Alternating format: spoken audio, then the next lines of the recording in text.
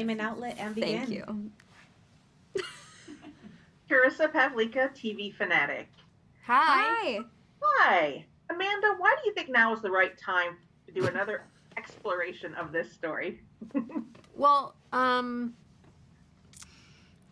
think after hearing that Glenn Close felt like her character was vilified, and for my generation, she kind of became the butt of a joke. If you were dating someone who got a little too clingy or whatever, you'd say, "Oh, is she a bunny boiler?" or whatever.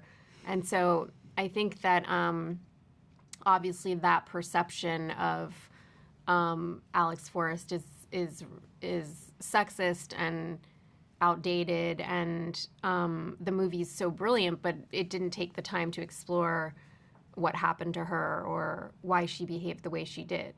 And nor did it explore Dan's accountability for the fact that he had this crazy affair with her and invited her into his world.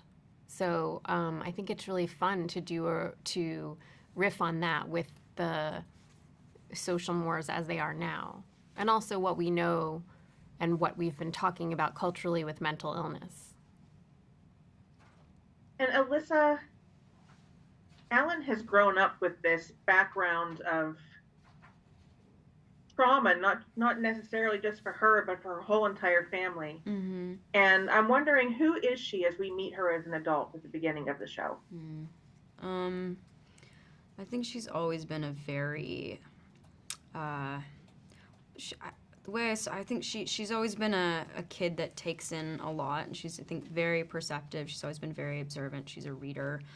She's a deep thinker. But I think as she's gotten older, I think at some point there was a bit of a split in her in terms of, actually experiencing things and being able to, take things in and let things out. I think something happened where she just closed off, and she's when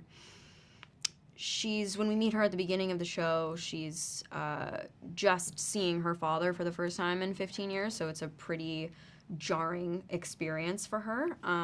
And I think she kind of has to break through all of those coping mechanisms and tendencies that she's had her whole life now that this new person is there, and it kind of almost re-traumatizes her in a way, and she's left to pick up the pieces. But yeah, she is troubled, but doing the best that she can, I would say.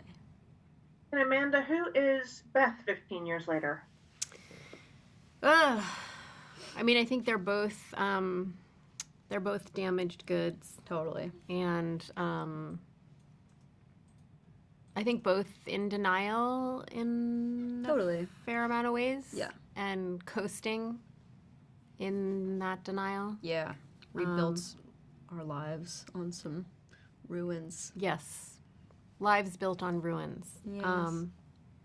But they have each other to some extent, and that's kind of beautiful. That's kind of a beautiful part that Alexandra explores a little bit. Great. So, Thank you both so much. thank you. Thank you. Thank you so much. Let's cut.